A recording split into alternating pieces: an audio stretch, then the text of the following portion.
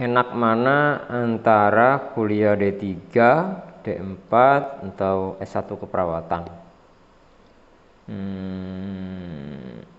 Enak mana ya? Ada bedanya lah pasti. Kalau kita kuliah di 3 keperawatan kan cuma 3 tahun. Kalau kita nggak mucil sih. Selesai aja 3 tahun itu. Semua dikerjakan sesuai dengan target.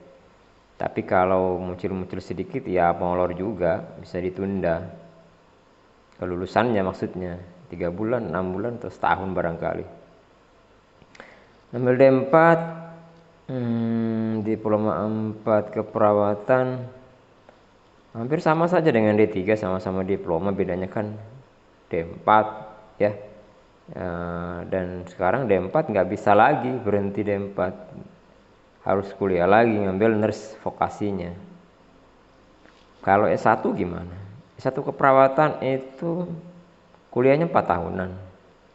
Yang dari diploma untuk saat ini masih ada yang kampus yang menyelenggarakan pendidikan alih jenjang ya, dari D3 ke S1 keperawatan. Tapi yang sudah-sudah atau yang terbaru-baru ini sudah mulai ditiadakan ya. Hanya beberapa perguruan tinggi yang masih menyelenggarakan alih jenjang.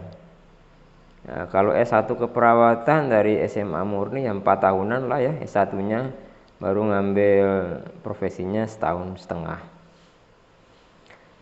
Kalau biayanya antara D3, D4 sama S1, yang murah D3 pasti kan? Iyalah, karena dia lebih cepat gitu ya, selesainya 3 tahun. Mahal 3 tahun saja. Ya, kalau dari biaya pendidikan lebih mahal S1 keperawatan pasti ya. Dari sisi yang lain, nah yang paling penting itu masa depannya. Kalau D3 ini nanti akan mirip-mirip yang terjadi dengan SPK. SPK kan sudah dihapus ini tahun ini, tidak ada lagi sudah. Kalau ada yang masih lulusan SPK nanti dia tidak boleh menyandang profesi perawat ya, apalah nggak tahu namanya, mungkin admin kali ya. Undang-undangnya bicara begitu sudah. Mau tidak mau ya, saya juga alumni SPK tapi saya tetap kuliah. Lalu kalau sekarang ini akreditasi menuntut seorang kepala ruangan atau ketua tim di rumah sakit itu harus S1 keperawatan nurse ya. Jadi kalau masa depannya lebih cerah S1 kalau saya pikir. Kenapa? Karena karirnya akan lebih bagus. Dan mengenai gaji, kalau di beberapa rumah sakit itu sudah berdasarkan pendidikan. Kalau diploma 3 gajinya lebih kecil. D4 masih jarang D4 yang diterima oleh instansi ya. Kecenderungannya D3 atau sekalian nurse.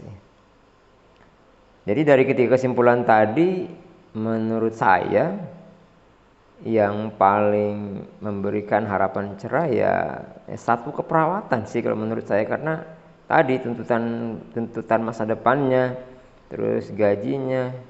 Kemudian yang paling penting itu kalau sudah kita S1 keperawatan kan sudah selevel itu sama profesi saudara tua kita. Karena selama ini kan kalau kita pendidikannya D3 ya sulit berdebat gitu ya dengan S2 ya susah banget sebagai spesialis, susah berdebat kita. Padahal kita tahu ilmunya, cuman karena taunya separuh kulitnya aja jadi susah. Ya kuliah S2 lah kalau bisa, biar selevel lagi dengan spesialis sih. S2 keperawatan ambillah spesialis. Jadi saran saya sih, karena saya lulusan SPK, saya juga D3, saya juga sekarang sudah S1 juga. Lebih baik adik-adik itu atau teman-teman yang masih kuliah lagi ambil S1 aja lah ya, satu keperawatan. Nanti kalau ada kesempatan ngambil S2, ambil spesialis ya. Jadi perawat itu sudah lebih hebat ya. Oh ya, kalau bisa sih lebih banyak yang S2 keperawatan spesialis itu di klinis ya, di rumah sakit, di puskesmas, bukan di institusi pendidikan. Jadi sekarang harus dirubah mindsetnya, keperawatan itu yang di klinis yang harus banyak pendidikan tingginya, yang spesialisnya, yang bahkan konsulan kalau bisa. Jadi lebih kelihatan perawat itu. Apanya kelihatan? Ya profesinya gitu kan, karena sudah selevel. Pola pikirnya juga jauh lebih matang kalau dia S1 ya ketimbang D3. Iyalah, coba perhatikan saja. Jadi saya pikir saran saya sih sebagai orang yang sudah tua kali ya. Ya adik-adik kita jangan ambil D3 lagi lah, atau jangan ambil D4 lah gitu ya, ambil S1 keperawatan aja. Sekalian langsung nurse nanti. Karena kelihatannya arahnya ke sana sih ini. Masa depan pendidikan keperawatan ini. Nah, memang kalau saya perhatikan dengan pendidikan keperawatan di luar negeri seperti yang paling dekat, Australia, Malaysia ya, bahkan Thailand, Filipina, itu nggak ada kayak kita, ada diploma 3-nya, ada D4-nya gitu. Mereka rata-rata S1 sudah perawatan. Jadi ketika mereka ngambil S2 lagi sudah spesialis semua. Makanya jangan heran kalau perawat kita ke luar negeri itu bingung, pendidikannya diploma 3, orang sudah S1 semua. Ke luar negeri perawat jadi apa? Ya jadi pembantu di sana, pembantu perawat yang sudah pendidikannya lebih tinggi. Coba perhatikan aja. Gak ada tuh mereka yang misalnya jadi apa gitu kalau pendidikannya masih D3 atau D4. D4 agak langka, masih di luar negeri itu agak susah dipahami ya. D3 juga begitu. Jadi satu aja lah ya kuliah, satu keperawatan, ambil nurse. Kemudian ya bolehlah kalau mau kerja dulu kan, nggak apa-apa. Jangan memikirkan cepatnya gitu ya. Pikirkan bahwa nanti ketika kamu sudah keluar bekerja, kalau diploma 3 akan berapa lama lagi kamu akan, pasti nanti kalau sudah di kerja itu dituntut pendidikan. Dan rata-rata sekarang ini ya seperti saya jelaskan di awal, S1 keperawatan nurse itu betul-betul di apa ya, kalau bisa dibilang itu dilihat sudah sama pengambil kebijakan di rumah sakit itu. Nah tadi sudah sarjana, pemikirannya sudah lebih profesional lah gitu ya. Nah, jadi ya gitu, saran saya sih begitu. Tapi ya terserah kalian sih. Kalian kan yang menentukan masa depan kalian. Tapi sebagai kakak senior lagi ya. Ya separuh senior lah.